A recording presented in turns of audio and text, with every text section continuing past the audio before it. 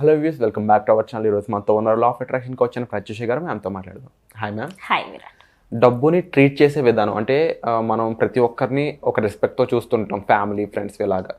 ఇక డబ్బుని చూసేటప్పటికి దాన్ని చూసే విధానం వల్ల మనకి అది అట్రాక్ట్ అవుతుంటుంది, లేకపోతే దూరం అయిపోతుంటుంది అని చెప్తా ఉన్నారు కదా. ఇది ఎలా సాల్వ్ చేసుకోవాలి ఈ ప్రాబ్లమ్ని? ఫస్ట్ డబ్బుని చూసే కోణం ఎలా ఉంటుందంటే, మనము డబ్బుని చూడగానే కొంతమందికి భయం వేస్తుంది. ఎక్కువ డబ్బు వస్తే అంటే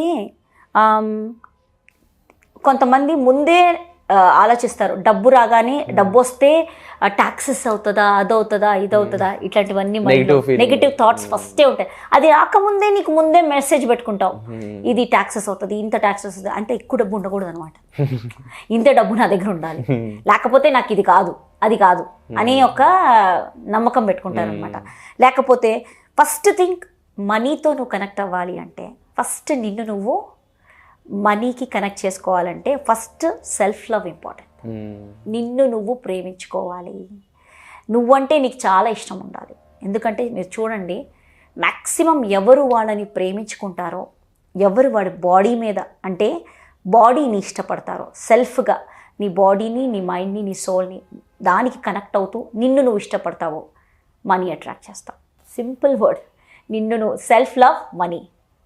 నువ్వు సెల్ఫ్ లవ్ ఎంతైతే ఉందో, అంటే నీకోసం చిన్న చిన్న పనులు చేస్తావు. అంటే నేను హెల్దీ ఫుడ్ తింటాను, నేను ఆరోగ్యంగా ఉంటాను, లేకపోతే నేను డైలీ మార్నింగ్ ఎక్సర్సైజ్ చేస్తాను, అంటే వ్యాయామం. నేను రోజు నా సోల్కి ఫుడ్ పెడతాను, మెడిటేషన్ చేస్తాను, బాడీ, మైండ్ అండ్ సోల్ కనెక్షన్లో ఉంటాను. ఇలా ఎప్పుడైతే నువ్వు ఫాలో అవుతుంటామో ఇది ఆటోమేటిక్ మనీ ఫ్లో అనేది నీ రియాలిటీలో చూస్తాం, స్టెప్ బై స్టెప్.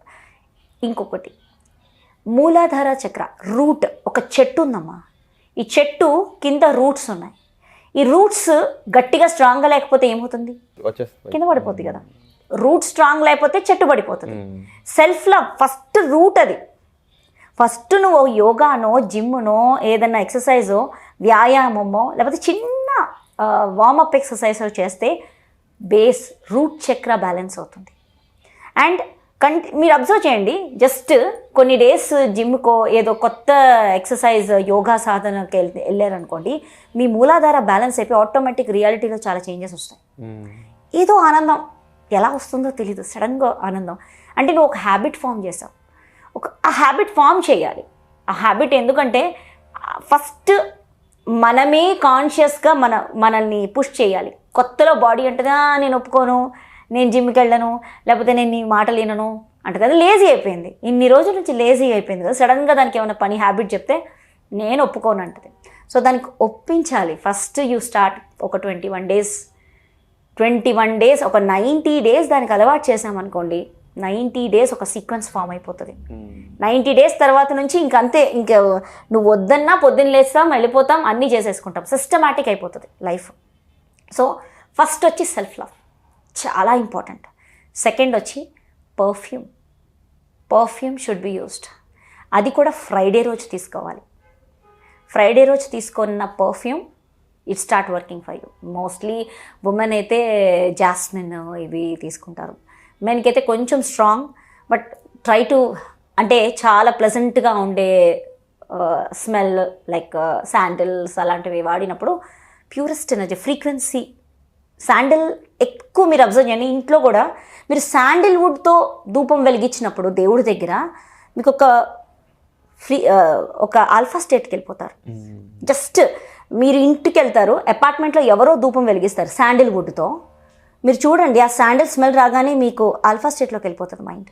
జస్ట్ కాసేపు ఒక ప్లెజెంట్గా మైండ్ వెళ్ళిపోతుంది.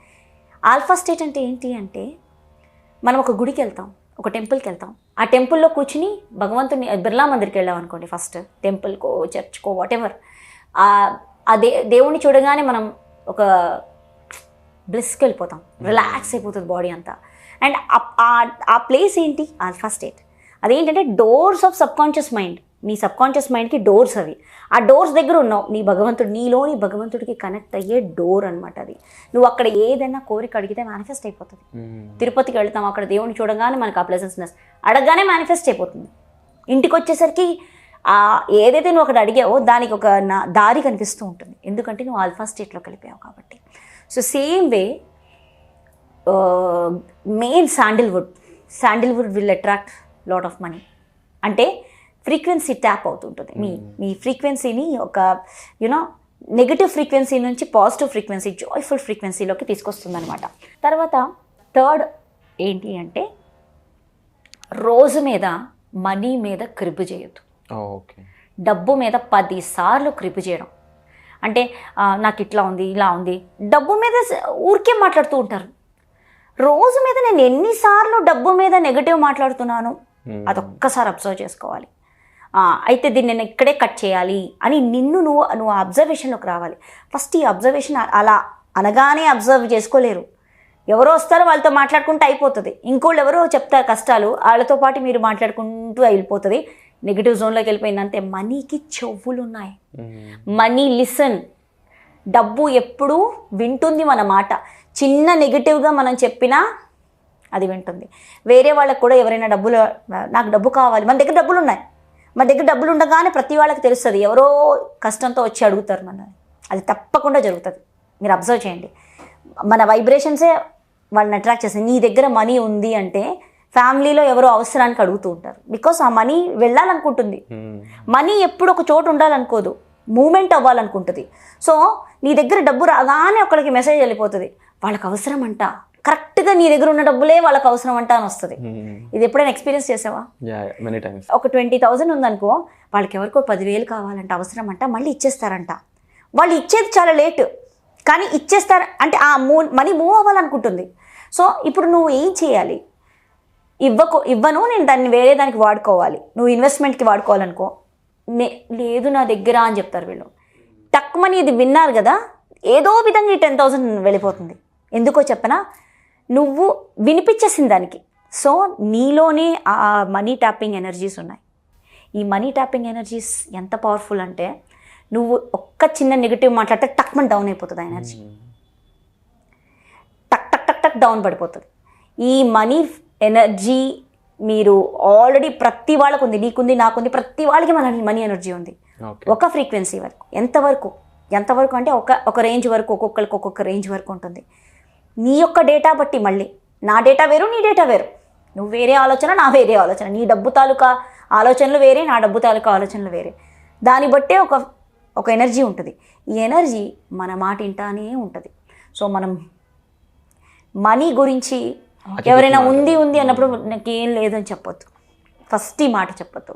కష్టాలు చెప్పొద్దు మనీ విషయంలో. చెప్పావా, ఇది వినేసి టక్మని ఫ్లో అయిపోతుంది. వేరే విధంగా అయ్యో సడన్గా ఇది ఎలా అయిపోయింది అంటావు. బికాస్ నువ్వు చేసావు, ఇంకెవ్వరు కాదు. మిస్టేక్ నీ దగ్గరే ఉంది, ఇంకెక్కడ కాదు, అంతే. సో ఇలా ఎన్నో విషయాల్లో మనం తప్పులు చేయడం ద్వారా ఇబ్బంది పడుతున్నాం. సో ఓవరాల్గా వీటన్నిటిని కవర్ చేస్తూ అసలు దానికి సంబంధించి మనం ఏ విధంగా నడుచుకోవాలి, మన అలవాట్లు కానీ, మన పదాలు కానీ, మనం వాడే మాటలు కానీ ఏ విధంగా ఉండాలి అని తెలియజేస్తూ కేవలం 299 రూపాయలకి ఒక వర్క్షాప్ కండక్ట్ చేయబోతున్నారు. ఆ వర్క్షాప్లో మీరు పార్టిసిపేట్ చేయాలనుకున్నట్లయితే వెంటనే డిస్ప్లే అవుతున్న నెంబర్స్ కాల్ చేసి ఇమీడియట్గా మీరు రిజిస్టర్ చేసుకోండి.